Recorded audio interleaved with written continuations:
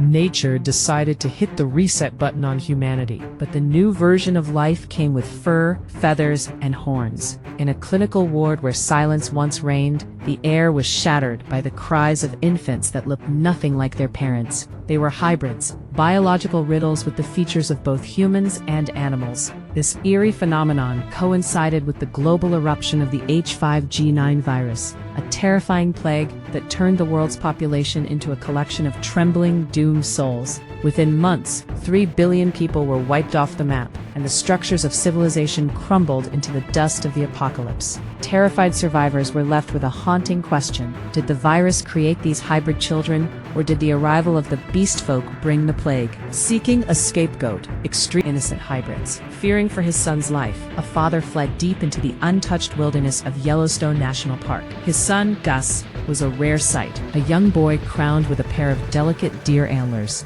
After a grueling journey, they stumbled upon a dilapidated cabin hidden by the forest's emerald canopy. It became their fortress. One evening, as the father, "Have you seen any humans?" he would ask, drilling the danger into the boy's mind. Their peace was threatened when a plane droned overhead, dropping flyers promising protected zones for ViralCity. He began to wonder about the mother he never knew. One day, while peering through his storybook, he spotted a doe in the distance. He noticed her ears twitched just like his, and a surge of longing filled his chest. He wanted to see what lay beyond the wire. The father tried to dampen this curiosity with a grim bedtime story.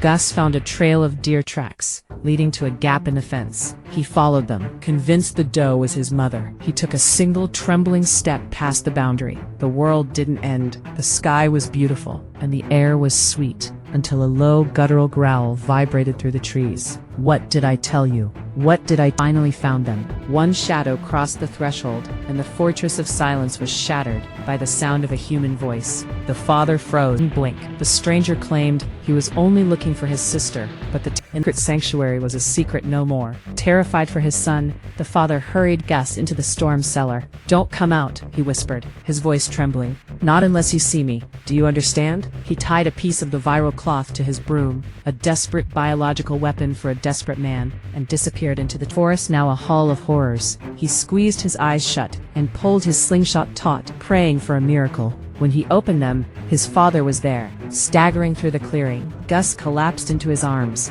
but the man was a shell of himself. His fingers were twitching, the telltale sign of the great crumble. The fever took him quickly. Gus tried to find food, but when he returned to the bedside, the silence was final. At just 10 years old, the boy with the antlers was the master of a house of ghosts. In a fit of lonely rage, Gus tried to burn away his sorrow, throwing his hand-carved toys and even his favorite stuffed dog into the fire. But as the smoke billowed, he realized he was destroying the only pieces of his father he had left. He lunged for the fire, dousing the singed toy in a bucket of water, his face streaked with soot and tears. Among his father's things, he found a hidden map with a heart carved into a nearby tree. Digging beneath the roots, he unearthed a black box. The key around his neck, the one he'd worn his whole life, clicked into the lock perfectly. Inside were colorful slips of paper and plastic cards he didn't understand, but at the very bottom lay a treasure, a photograph of a woman. "Mom," he breathed. On the back, a single location, Colorado.